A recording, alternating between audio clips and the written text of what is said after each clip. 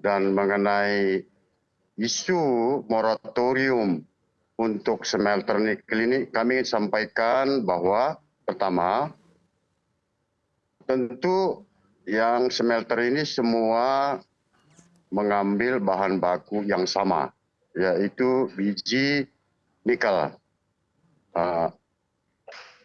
Biji nikel kita sekarang ini persediaannya itu memang kita tidak bisa mengatakan berlimpah.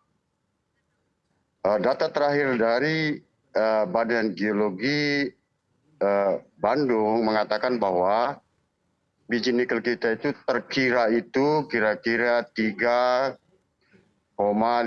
miliar ton.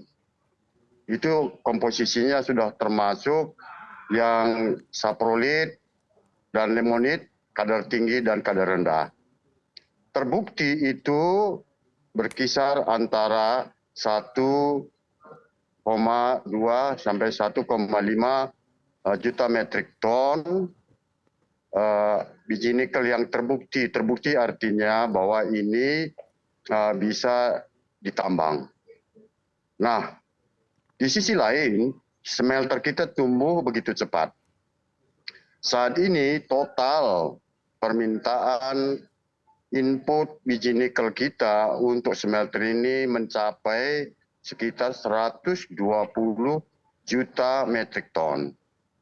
Kalau kita bagikan antara yang terbukti dan yang di-demand itu umurnya kira-kira 9 juta. Saya belum mengatakan bahwa 3 tahun terakhir ini juga sudah ditambang. Namun intinya bahwa memang kita semua, baik pemerintah, smelter, penambang, sudah harus berpikir bagaimana kita menjaga keberlangsungan smelter ini dan juga menjaga ketersediaan cadangan biji nikel kita yang bisa kita tambang.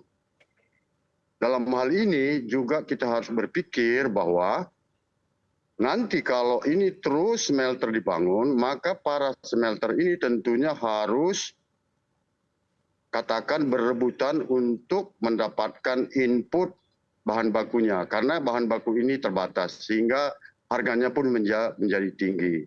Jadi memang ini adalah satu pilihan yang harus kita lakukan cepat atau lambat. Hanya masalahnya sekarang bahwa jangan sampai kebijakan kita ini datangnya mendadak sehingga persiapan untuk mereka, teman-teman kita yang membangun smelter ini tidak cukup, terutama tentunya bagi yang sedang membangun. Baik. Ini kalau tiba-tiba dihentikan, tentu ini akan berakibat investasi yang rugi. Tetapi untuk izin baru, mungkin ini perlu dipertimbangkan dengan serius.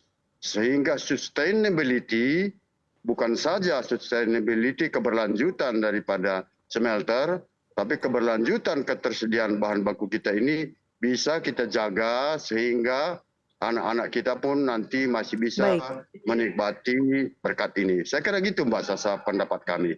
Oke, saya akan ke Pak Arief. Pak Arief, tadi Pak Alex mengatakan bahwa ini adalah pilihan yang harus dilakukan dengan smelter yang tumbuh begitu cepat, tapi di satu sisi persediaan ini bisa dikatakan tidak melimpah. Nah, tanggapan Anda seperti apa? Apakah Anda cukup setuju dengan rencana ini? Apalagi juga BKPM mengatakan rencana moratorium smelter ini kemungkinan adalah smelter yang hanya berproduksi atau baru mencapai 40%.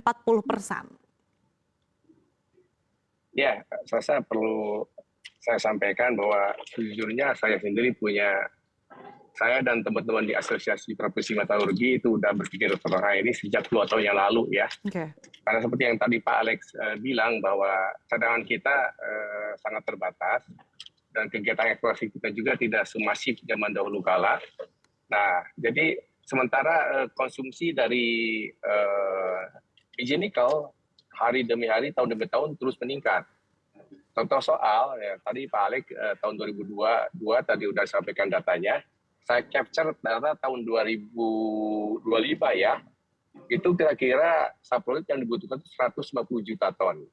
Sementara limoni yang dipakai untuk hidrometalurgi, untuk leaching ya kira-kira 80 juta ton.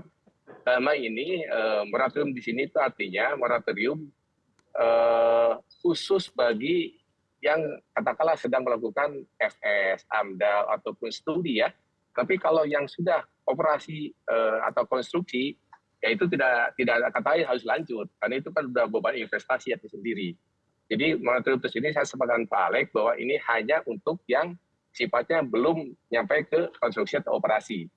Nah, adapun moratorium itu sendiri, saya kira hanya cukup untuk smelter yang menggunakan saprolit.